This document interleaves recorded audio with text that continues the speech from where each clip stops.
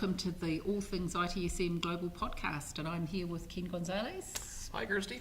And Carlos Casanova. Kirsty. And our guest today is Gabby Nizri from Yahoo. Welcome. Hi. Happy to be here. Welcome, Gabby.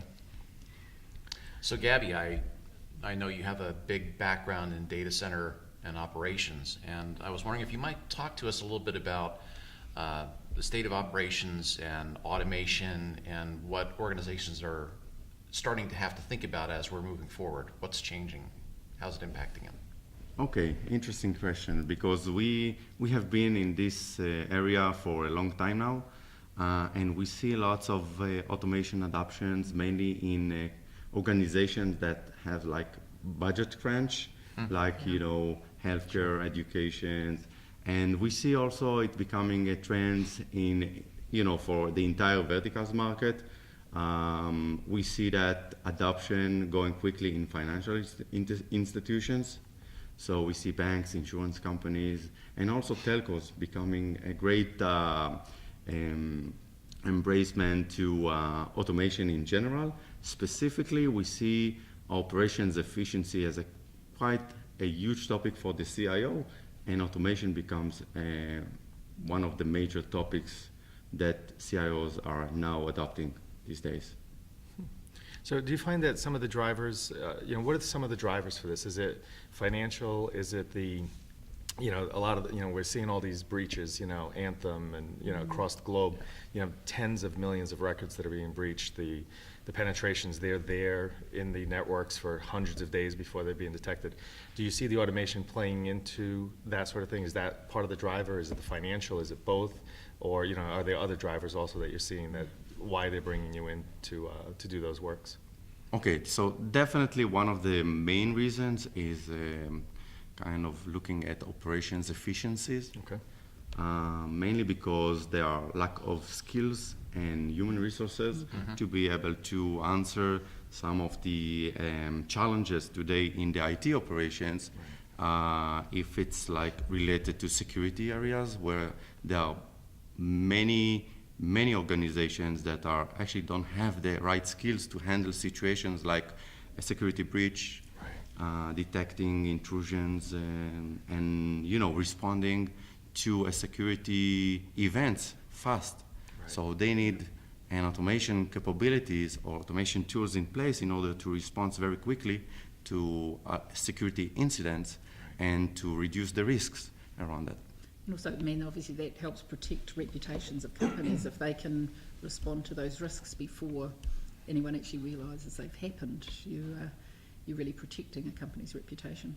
Definitely, yes. So recent stories about Sony, Target, Morgan Stanley, all of these guys. One after another. We could be here for a long time if we list them all. So, and what I learned from is that if they had automation in place, they could actually mitigate or at least contain the issue very quickly so it doesn't go out and impact the business. Right. It's funny because I've been doing more work on that side, and we on the security side we've always talked about security in depth or defense in depth sort of thing, and I really see it more as three parts, and I think the automation is a big part of it. It's the security in layers as defense in depth, it's the resilience and the vigilance, and I see the automation really playing onto there's the front part of that security, but I think a big part of it is that resilience, like you said, being able to detect it quickly, getting back to your steady state, back to your secure state. And the vigilance, I think the automation would probably help as well, being that much more proactive to detect those things and see them quickly. So that's definitely an interesting space to get into. So how do you see the progression of the automation, and how has it changed over the years? And again, we said there's a lot of data center experience there. How do you see the progression and maturity of the automation tools now? Surprisingly, only this year I see that automation in general becomes like a huge topic that people actually are proactively searching for solutions. Like 2 years ago, you had to convince someone how automation can really be a value for them instead of just replacing their job. These days, it's all about risks, mitigation, efficiencies, and so on. So people are not, they are still afraid, but not as Yes, they not as used. scared. Yeah, not scared. They need help with how to get started, Right. to get some first guidelines and quick wins, which I think that's the only way to gain values from automation. So you need to, find the pain points, the pins that you really can actually bring values to the business, and then to expand from that. So no matter if it's IT operations, if it's security operations, no matter if it's any kind of IT automation, as long as you adopt it and the organization is starting to embrace it and learn about it, see the values, and it's going to be widespread across organizations. I mean, the good thing about automation too is when you automate some of those types of tasks that can be automated, then the people who would normally have been doing those have got time to look at innovation and actually do the stuff that's exciting. And if you've got a forward-thinking company, then they'll take those opportunities and let people innovate. Actually, it's a great tool to make innovations. So you can create lots of things that usually you had to have like a team of development and application programmers and so on. And today automation tools are able to give the operation guys a very easy way to develop new stuff, like platforms that allow you today to quickly create new services, new apps. Same as automation could actually help these guys to create innovations and solve problems which are really pain and are not being solved like many years. Right.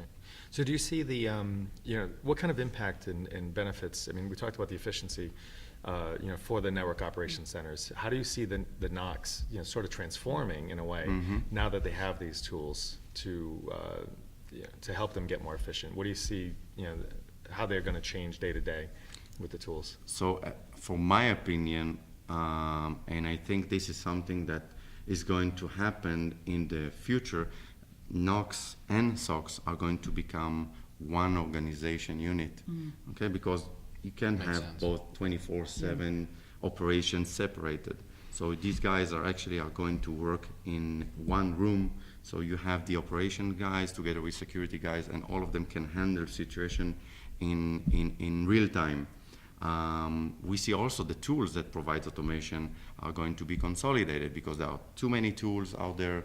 And by the way, for network operations centers in general, there are no tools that they can use. Yeah. And security is actually just behind the NOC or just behind IT by far. I'm talking about 5 years different at least. When you reach security guys and you talk about automation, they really don't have that much knowledge or even skill set to go to this direction. When you were talking about the co-location of the NOC and the SOC, I had this image of like a NASA launch control center where people are manning consoles and working as part of a combined team, bringing their intelligence and their specialties together. My question to you, and we talked about tasks just a little bit earlier, I think most people are pretty familiar with being able to use point products and have some level of automation capability. But I'm really curious about the possibility of having automation tools actually provide a little bit more smarts rather than just being dumb task execution. Anything to say on that? Okay, so we see lots of things that is kind of tools that are going to kind of robotic process automation area, machine learning, and so on. It's still early to go there, I think, because you need first to embrace automation before you go to this kind of Because the robots are going to take over the world. Yeah. I've seen movies about that. So definitely that's something that will happen in the future. We see, the adoption of automation tools that are actually replacing a very straightforward tasks, which makes sense, by the way, to the organization to do. But still, I think the amount of automated tasks are not there yet to replace by machine learning tools. But is it realistic to expect that, say, for example, you have a range of moderated alerts that might actually become available to you through various monitoring tools or various dashboards that, oh, we might want to take an action that could be used to drive some operator action or potentially some automation in the background. Right. So again, the low-hanging fruits and what we see in the market are the simple tasks. You know, to take a disk space issue and to fix that, to restart a service, because these type of tasks or these type of issues are actually impacting the business application and service availability. Of course, once you get there, and there are hundreds of tasks like these ones every day, once you get there, you may go ahead and do all this, you know, cool stuff with automation. But I think it's too early for that. Got it. Right. Well, thank you a lot for your time today, Gabby. Thank It's you. been a very interesting discussion. Thank you. Absolutely. Thank you, Gabby. Thank you, Gabby. Thank you.